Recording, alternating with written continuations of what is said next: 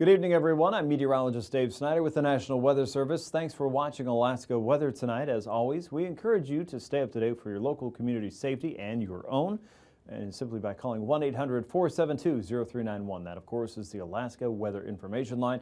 It has your forecast information, warning watch, and advisory information as well for your community 24 hours a day. The phone call is free. If you don't have that number written down by your phone or programmed into your cell, try that today. It's an easy weather resource that you can use that doesn't require internet connection. And sometimes, of course, that can be a little sketchy. When it's not, try weather.gov/Alaska. That's really useful on a PC or Mac or something with a decent broadband connection. But if you want to use something on your phone or your tablet, your mobile device, try mobile.weather.gov. Once you go to that web page, you can program in your location, your village, let's say AKwx, for example, or Galena, and then save that page to your home screen on your phone or tablet, and it will work just like your favorite weather app does. It's slick, quick, easy to use, and it's from your local National Weather Service office. If you can't find what you're looking for, whether it's flood related, something about tsunamis, aviation weather, or just your regular old forecast, or got a weather question, send me an email, david.snider@noaa.gov. I'm happy to serve you any way I can. Here's a look at our hazardous weather around Alaska. Southeast is pretty quiet right now. Enjoy that while it lasts, of course. Around South Central and Southwest, we have fires burning in for the western Kenai Peninsula, especially around Cooper Landing. The air quality is oh so poor because that visibility is also pretty low, below a quarter mile. And when that happens because of smoke, the National Weather Service will issue a dense smoke advisory. And that's what we have going right now for the western Kenai Peninsula, especially for areas along the Soldotna Highway and points northward. A lot of that southerly wind today has pushed smoke up into the Anchorage area. And at least where I've been today, it doesn't seem quite as bad as it's been. Still not great. But you can certainly see that on the satellite picture stretching up into the Susitna Valley, and smoke is even being reported up in Talkeetna. So chances are this is somewhat thick at times around parts of the Parks Highway and west, and certainly into parts of the Matanuska and Susitna Valleys as well. So be careful. If this is one of those situations where you're out and about and you don't feel so great, it could be because of the smoke. Take care of yourself. Make sure you're taking care of your kids. And if you don't have to be out breathing some of that really nasty air right now, take a break, stay inside, find some filtered air, and see what you can do to protect your lungs, at least for a little while longer. Surely, we're about to get some rain, and at least we'll quiet down some of this soon, we hope. Here's a look up north, and you can see a flood watch across the northern parts of the Brooks Range, and flood advisory continues for the central Beaufort Seacoast there. Right now, we're looking at most of our main rivers in the region coming down. Conditions are improving, so chances are, stay up to date with this information here.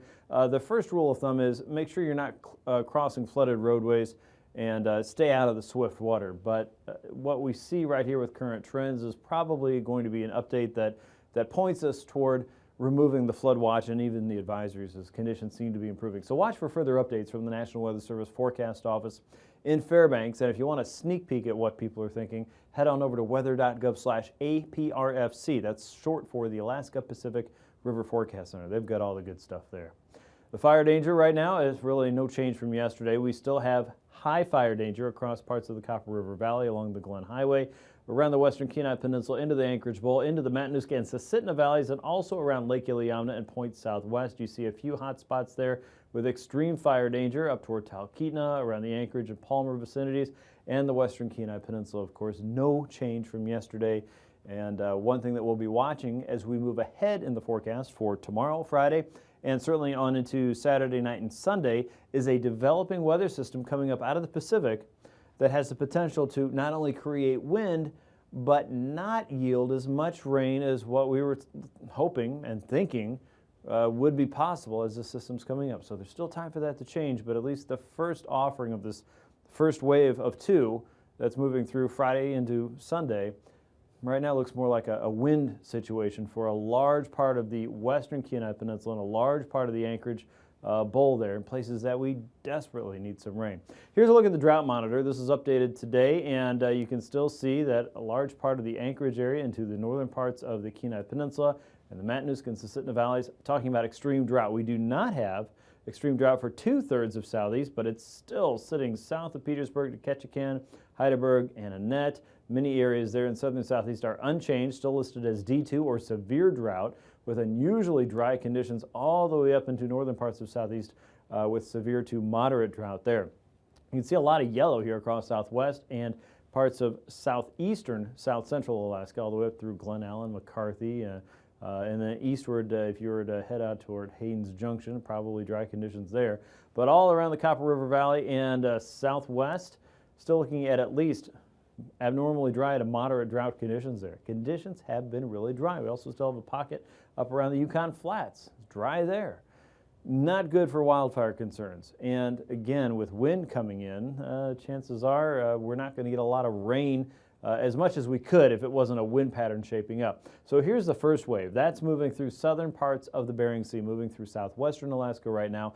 Not a whole lot out in front of it. We do have one area of low pressure here across the western Gulf. This is tracking north and it has a lot of moisture with it. And the storm energy is coming in for the west. So as this all meets up, it looks like it's going to push a lot of that over south central and wring out a lot of that moisture as it moves over the Kenai Mountains and off of the Chugach. So not the best situation for rain in the places where we need it. For southeast, things are pretty quiet and dry. We've got pretty dry weather across the southern interior up to the Alaska Range and into Norton Sound. Areas of fog showing up there. And this patch of cloud cover across the central and eastern Brooks Range is just scooting right along underneath the Arctic jet. That's moving that out of the way. It has been producing rain, but this is gradually drying up, and that's why some of our rivers are improving across the North Slope communities. Visible satellite picture shows several waves of low pressure that are circling around the northern main parent low here in the Gulf. Each one of these is really not doing a whole lot except to draw in air that's drier over southeastern Alaska. So your nice weather there brought to you by all those little swirls. And we've got dry air and sunshine from Fairbanks all the way out to Emonic and just north of Bethel. A lot of cloud cover for the Aleutians, of course, with low pressure systems lining up there. The next powerful one you'll see in the weather map here in just a minute as we look towards Saturday. Right now, high pressure is in charge, 1,025 millibars across the central and western parts of the Yukon and across the northern Gulf. Smoke, again, certainly visible and in the observations across the region for Talkeetna. You may have seen that one there, so certainly being sent northward thanks to that the clockwise rotation there around that high pressure system, giving us that south wind pushing right over the fire and pushing further and further north. Out across the west, 1,003 millibars there, front moving across the Pribilofs and the eastern Aleutians right over Dutch Harbor and Alaska today with some areas of light rain as we move into tonight. That will push some of that wetter weather into the southwestern capes with high pressure not moving here. That gives us a good band of conveyor belt kind of action to move that wet weather right over the Alaska Peninsula, over King Cove, False Pass. And then areas out to the west start to pick up the initial offerings of the next weather system already. Out over the western chain, areas of light rain, fog, and drizzle expected there. Southeast, you might be looking at some fog. Probably not quite as cold as it was last night. And up across the Brooks Range, areas of rain, drizzle, and fog will be possible with high pressure not moving much there. Conditions should be fair and stable, but could be low at times, and you'll see IFR and MBFR concerns because of that. That boundary doesn't move a whole lot tomorrow. You'll see showers generally in the Yukon and north of the boundary, but on the south side things are fairly dry and stable. A lot of sunshine over the Copper River Valley out toward McCarthy, southeast. Dry conditions there. Showers moving to the south end of the Pacific Northwest. Southwestern parts of Alaska dealing with some light rain. Low pressure there just south of Shelikof Strait and right around Chignik could bring some much needed rainfall to you and around Kodiak Island, but to the west you can see this system here is gearing up, 980 millibars here. And it looks like it will spend a lot of its energy out in the west as we get into Friday. But as we get towards Saturday, this is still cranking down to 968 millibars. So not expecting a whole lot of activity around South Central on Saturday. But by Sunday, this could move into the region. High pressure starts to shift to the east and south. We have one trough moving through southeast. Not a whole lot expected to happen with that. Your winds will shift around a little bit. Dry conditions prevail. For the Alaska Range, showers are expected. It looks like rain in Prince William Sound and eastern sections of the Kenai Peninsula. But as far as the west, a lot of this is still going to be moving over the mountains and drying out as it goes. So Saturday's probably not a big rain day for many around the Kenai Peninsula. Out to the west, areas of light rain across parts of the middle Yukon Valley, Seward Peninsula, all the way out toward Nome, Unalakleet, up toward Shishmaref, Kotzebue perhaps. This will be creating gales, if not low-end storms, as it moves through the central and eastern Aleutians. And it will have a heavy southern draw that pushes that moisture further and further north as we go. So Sunday has potential to be rainy, But the question the forecasters have around South Central is which way are those winds going to blow when it moves over the Kenai Peninsula? And right now, it looks like there will be some light rain in the region on the western side of the mountains of the Chugach, Anchorage, and for the Palmer-Wasilla area, as well as western Kenai. But the opportunity for a really, really good gully washing kind of raid, a toad strangler, if you will, probably not shaping up, at least as it looks today. Could change tomorrow, and let's hope it does. As we look at southeast, upper 40s to about 50 tonight. South central, mid to upper 40s there, 54 around Kodiak, 50 in Bethel, and temps in the upper 30s, even lower 30s there around Kaktovik out toward Prudhoe Bay, Dead Horse, Fort Yukon 44, Adak and Atka close to 50 degrees. High temps tomorrow there in the upper 50s. Most of the interior plateaus looking at temps in the mid to upper 60s tomorrow. Nunivak and Makoriak looking at 58 degrees, 52 around Gamble, 43 for Utqiagvik. Northway and Eagle, temps still in the 60s there, pushing over the 70-degree mark for many in southeast. Prince William Sound in the mid to upper 60s. Overnight lows in the lower 30s there for the north. Southwest by Saturday morning, just shy of 50 degrees in many places, upper 40s and lower 50s for southeast. Kodiak 54, Talkeetna looking at 46, and upper 40s to low 50s for the Kenai Peninsula, Anchorage, Palmer, Wasilla, Cordova showing 45. High temperatures on Saturday, looks like 50s and 60s for most locations there, 30s and 40s for the North Slope. Saturday will still be mild in southeast, 60s and 70s for you. Sandpoint 61, Dutch Harbor in Unalaska holding at 63. And now, aviation weather around Alaska. On to your aviation maps now. IFR concerns will start to take over more of the bearing and spread into the west and southwestern coastlines as we go into Friday. For the Brooks Range, mainly on the north-facing slopes, we'll see lowered ceiling and visibility to start out your day. A lot of MVFR for more of the North Slope communities, including areas like Utqiagvik all the way east toward Prudhoe Bay and Dead Horse, and then south toward Arctic Village. South of that, it's mostly VFR, and that goes for all of southeast as well. Things look pretty good in the morning there. As we go into the afternoon, you can see that wave of MVFR spreading eastward doesn't quite make it into southeast, so good news for you. Prince William Sound and most of the Kenai Peninsula look pretty good by the afternoon. You'll notice MVFR sneaking into Kachemak Bay. IFR concerns just south there, so if you're heading into Kodiak, you may see some lowered ceiling and visibility there. And also across our western Aleutians up towards St. Matthew and just shy of St. Paul and St. George. For southwest, it looks like marginal conditions will prevail for most of the capes. Inland again, all VFR, and anything up north clears out for the afternoon. As we get into Saturday, it looks like IFR starts to push its way up toward Montague Island and the outer parts of Prince William Sound. Out across the east, MVFR concerns continue for just the southern outer coast there. It looks like most areas in southeast will be just fine. Out across the west, St. Lawrence Island, Gamble, and Savunga, you're looking at IFR on Saturday morning all the way down to the central and western chain and the Pacific coastlines of the eastern Aleutians, so south of Nikolsky and Unalaska. You'll see holes in that lowered ceiling and visibility with MVFR south of Makoriak all the way down toward False Pass, King Cove, Sand Point. But just east of that, you'll start out again with marginal conditions right along the west coast, including areas around Norton Sound and Nome, with Kaktovik looking at IFR concerns Saturday morning. By the afternoon, not a whole lot changes this time. This afternoon, as we get into the period there of Saturday afternoon, looks like VFR conditions mainly up and down the Yukon until you get all the way out toward, say, Galena and out toward places like the Yukon Delta, up toward Bethel. South Central starts to deal with marginal conditions around more parts of the Kenai Peninsula, but especially the eastern side, as it looks like we're going to have a lot of that wind crossing over the Kenai Mountains, which is not great for precipitation in places where we need it, but it certainly will create some gusty weather conditions there. So we're going to be watching turbulence on Saturday, but we're also going to be watching the wind threat there and hoping that some of this pattern changes a little bit to bring us a better chance of precipitation. In the meantime, flying tomorrow, Anaktuvik and Adigan Pass, VFR conditions there for both areas. Lake Clark and Merrill Pass looking to be VFR throughout the day. Rainy Pass going for VFR all the way around the Horn to Windy Pass, Isabel Pass, and Mentasta Pass looking like VFR for you on Friday. Tanita Pass calling VFR there. Portage Pass looks pretty good. And Chilkoot and White Pass also expected to be VFR. Things are looking A-OK for Friday flying. For the freezing lines, notice we've still got a flat ridge kind of in place here, and that means those temperature gradients are not going to have big dips or rises across most of the region right now. So the surface freezing line is dipping south toward the Arctic Village area, just over the Brooks Range summits there. After that, though, freezing levels aloft go from 2,000 to 6,000 feet right over the Brooks Range and don't really get past the Yukon Valley. And then south of the Alaska Range, you see levels coming up to about 8,000 to even 10,000 feet across parts of southeast and also across the Aleutian Chain. So no big surge of cold air just yet.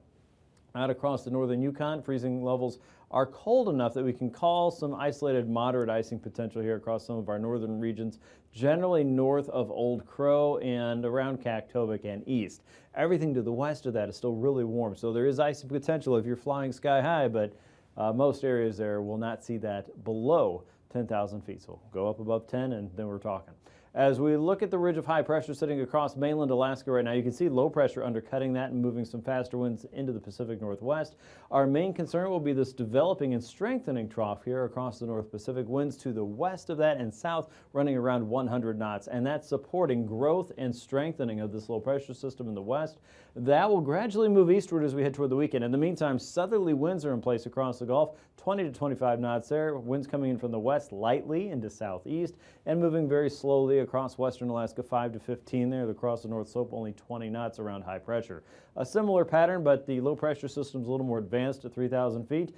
You can see southerly winds across the Kenai and south and easterly winds across the west coast of Alaska running around 10 to 20 knots there. North and westerly winds coming across the eastern Brooks Range, all under the auspices of high pressure right now sitting out across the Gulf with a little bit more of a southeasterly flow working up parts of southeastern Alaska. So for turbulence, what do we have? Our main concerns will develop during the day around Kodiak Island. On the eastern side, some considerable moderate there below 4,000 feet and around the central and western Aleutian.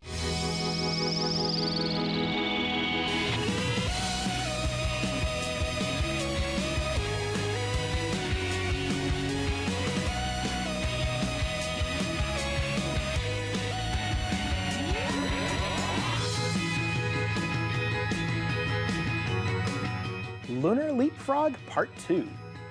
Welcome to Stargazers. I'm James Albury, director of the Kika Silva Pla Planetarium in Gainesville, Florida. And I'm Dehne Regas, astronomer from the Cincinnati Observatory. We're here to help you find your way around the sky. Back in April, we saw a neat little game of leapfrog between the moon and two of our favorite planets, Jupiter and Saturn. Well, guess what?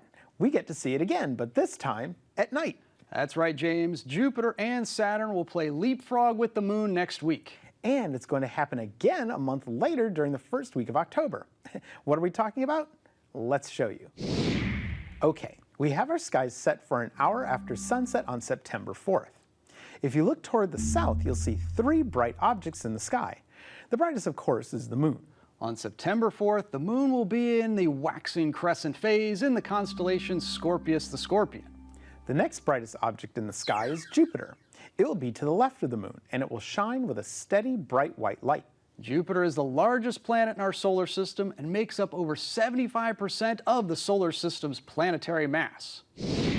Jupiter has been observed in the sky since antiquity. The ancient Romans named it after the king of their gods, whom the Greeks referred to as Zeus. Babylonian astronomers have records of Jupiter dating back to the 7th century BC.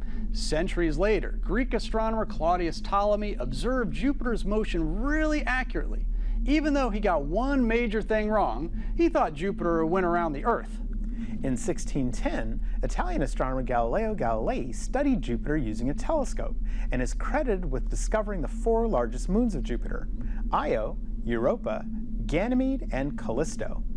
The motions of these moons around Jupiter provided Galileo with an example supporting Nicholas Copernicus's view of a sun-centered solar system. The third bright object in the southern sky will be Saturn. Saturn was named after Jupiter's father, the Roman god of agriculture. Being the second largest planet in our solar system, Saturn is so large you could put 750 Earths inside it if it were hollow. Saturn is an amazing planet. Aside from its beautiful rings, astronomers discovered something else interesting. When the Cassini space probe visited Saturn in 2006, it confirmed a discovery that Voyager 1 made back in 1981, a large hexagon at Saturn's North Pole. Like Saturn itself, this hexagon is enormous. Each side of Saturn's hexagon is 9,000 miles in length, and the clouds are estimated to be over 190 miles high. Many astronomers believe that this bizarre feature is the result of an atmospheric wave pattern caused by differences in the densities and speeds of the atmosphere near Saturn's North Pole. The Cassini mission determined the rotation rate for the hexagon to be a little over 10 hours and 40 minutes. This is the same period of rotation of Saturn's internal radio emissions. Now that you know a little more about Jupiter and Saturn, let's check out that celestial game of lunar leapfrog. Okay, we have our skies set up for an hour after sunset on September 4th. The waxing crescent moon is just to the right of Jupiter and directly north of Antares, the heart of Scorpius' Scorpion. The fun begins the following evening on September 5th. The first quarter moon will be a little over 2 degrees or 4 full moon widths from Jupiter. Let's check it out on September 6th. The moon is now a third of the way between Jupiter and Saturn, and in the constellation Ophiuchus, the Serpent Bearer. On the 7th, it's moved another third of the way towards Saturn, and it appears right above the star Caus Borealis in the teapot of Sagittarius. Let's advance time one more day to the 8th. Boom!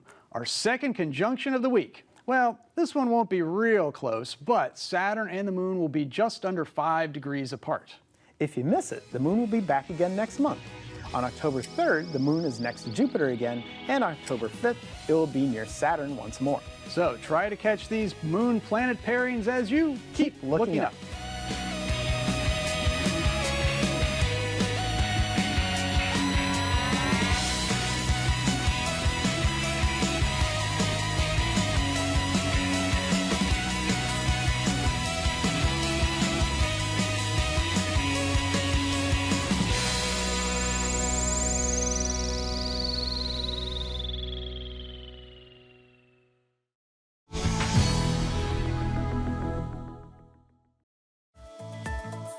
And now, marine weather around Alaska.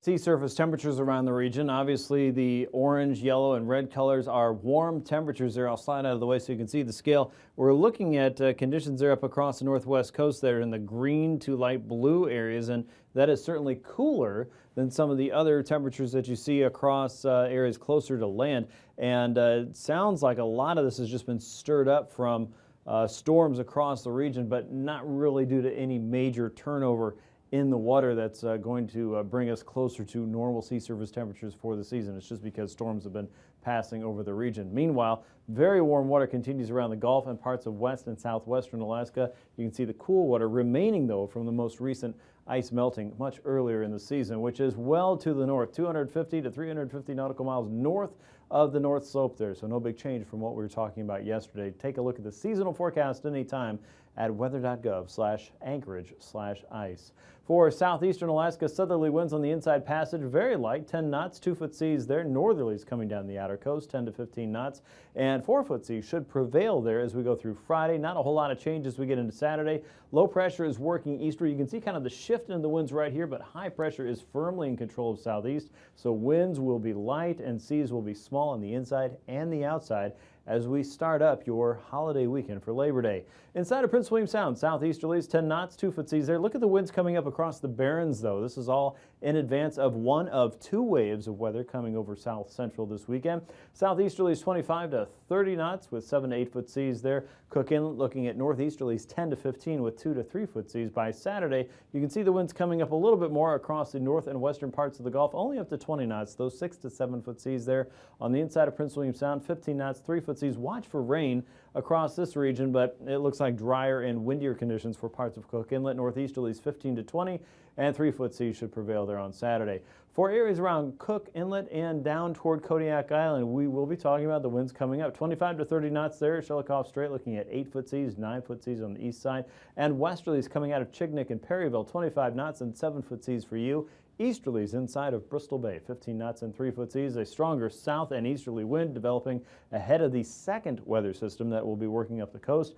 This one to the west will have much stronger winds. You can see some of that bleeding into the Bristol Bay area, 45 knots and 10-foot seas there. Southeasterly south of Sandpoint, 13-foot seas with light winds still holding over Kodiak Island, at least for Saturday. You're talking about 3 to 5-foot seas around the region. For the Aleutians on Friday, not a bad day. Southerlies becoming southwesterly the further east you go. 5 to 7 foot seas across the Pacific waters. You're looking at about 4 to 7 foot seas as you move down the Bering Sea coast, with north and easterly winds across the western end of the chain.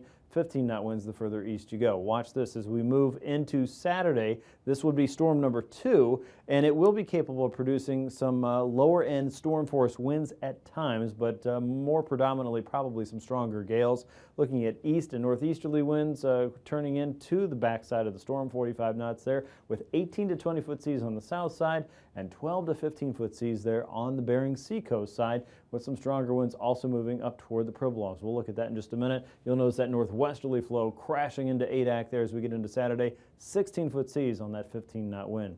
For the west coast, easterlies blowing out of Norton Sound on Friday, a 3-foot sea for you on a 15-knot wind. Southwesterlies around St. Paul and St. George, 20 knots, and 6-foot seas with south and easterly winds coming up the Yukon-Kuskokwim coastline on Friday. Stronger winds moving into St. Paul and St. George on Saturday. Watch out for that easterly wind at 40 knots with 14-foot seas there as we get into Saturday.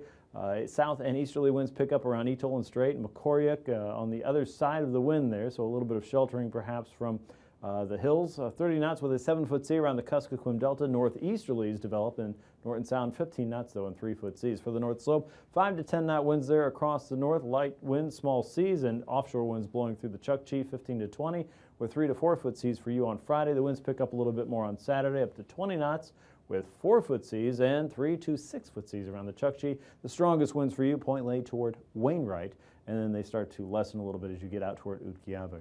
Recapping tonight's weather, high pressure is in charge of the Gulf. We'll see fog in southeast and parts of the southern interior and southwest. Watch for smoke to continue around south central. The first of 2 weather systems is making its way into southwestern Alaska and the Alaska Peninsula. Areas of light rain and fog and a little bit of a wind shift. Flood concerns across the North Slope are already diminishing. Watch for continued improvement there. Dry weather for southeast and most of the interior on Friday. The first of 2 weather systems makes it into southwest with some light rain in Kodiak Island. A stronger weather system in the west approaches south central by the weekend. These forecasts are for planning purposes only. Call 1-800-WX-BRIEF for a formal pre-flight briefing. Always file a flight plan before you go flying. The U.S. Coast Guard Auxiliary urges you to leave a float plan with a friend or the harbor master before you go boating.